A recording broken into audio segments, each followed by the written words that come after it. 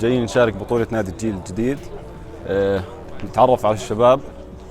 فريق احنا صرنا نلعب أكثر من سنة تقريبا، في انسجام بين الشباب، فحاولنا نشارك ببطولة زي هيك على أساس نحقق شغلة تكون حلوة لوادي السير وللشباب، تضلها ذكرى حلوة.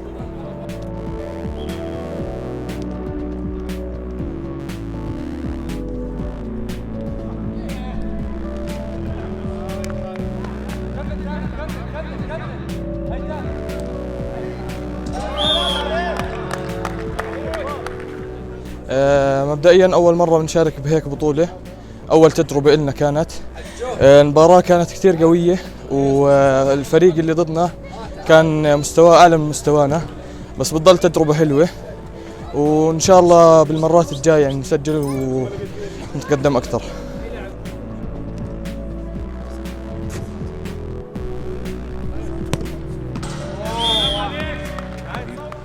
طبعا احنا قررنا نعمل البطوله هاي لنزيد الاكتيفيتيز بالنادي ونعمل اشياء كثير حلوه وفخمه للمجتمع الشركسي. كان المفروض اليوم كان في عندنا مباراتين بين البرز وشيشان السخنه. فريق البرز اضطر انه ينسحب بسبب عدم اكتمال لاعبين الفريق اليوم، وهلا شفنا مباراه وادي السير وفريق ميركادو انتهت بفوز فريق وادي السير 6-1. مباراه جميله.